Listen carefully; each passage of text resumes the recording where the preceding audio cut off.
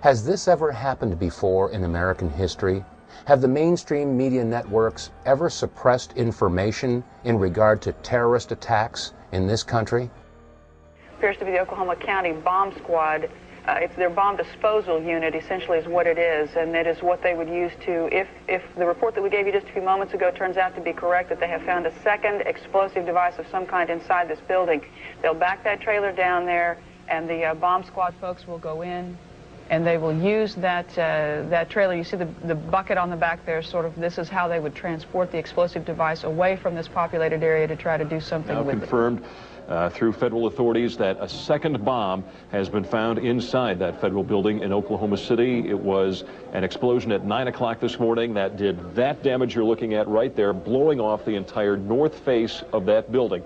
Again, you're looking at the north face there. A second bomb was found on the east side of that building. A bomb squad is on the scene. That second bomb has not exploded. We don't know quite the status yet, if they've managed to defuse it, but it has been confirmed that a second bomb was found on the east side of that building. I just took a look down the street at the Morrow building again. I see another bomb truck going, so apparently they're going to try to get out that third bomb that's been talked about. Still a lot of activity around the Morrow building. Security concerns that another one still might go off. That's what everybody's worried about. At the present time, the medical teams downtown are unable to get into the wreckage to retrieve more of the injured because of the presence of other bombs in the area. I've been told by the police department that just as soon as those bombs are defused, they will permit the medical teams to enter. Just for a second, we want to update our audience that the Justice Department is reporting that a second explosive device has been found in the A.P. Murrah building in downtown Oklahoma City.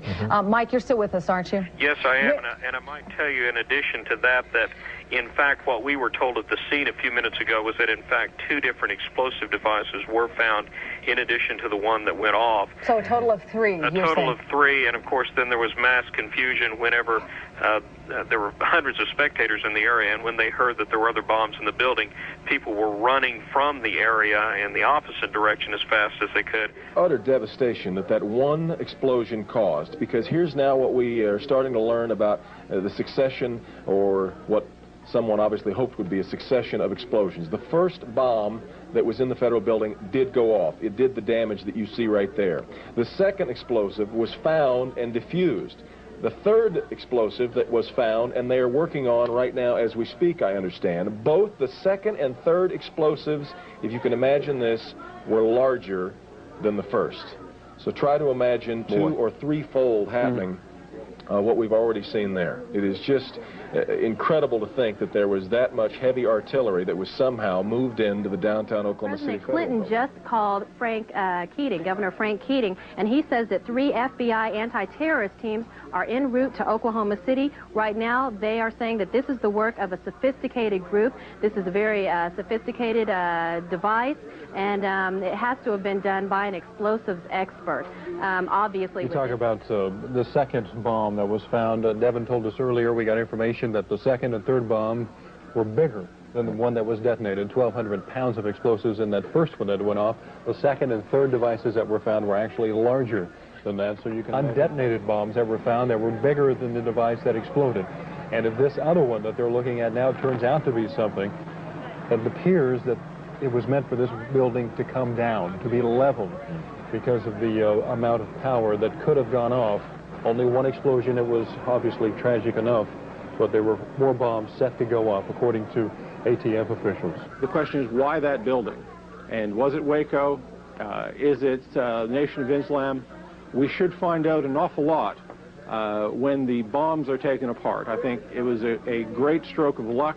As you're mentioning, it's hard to talk about luck on a day like today in Oklahoma City, but it was a great stroke of luck that we actually have got diffused bombs. It's through the bomb material that we will be able to track down who committed this atrocity.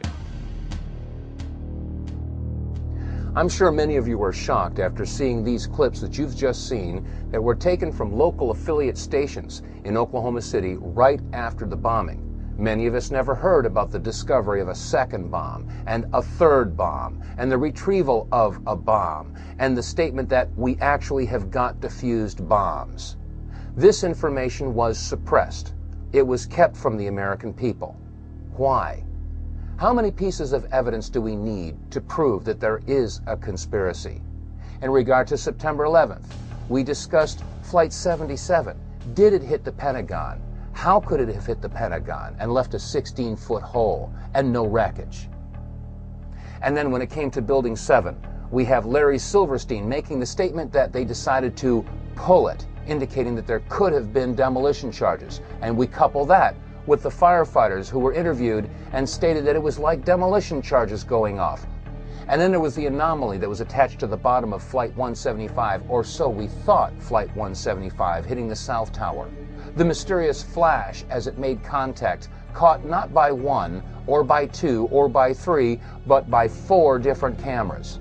And then there's the analysis of the North Tower and the mysterious flash of that flight slamming into the building. How many pieces of evidence do we need before America and the world recognizes that there is a conspiracy?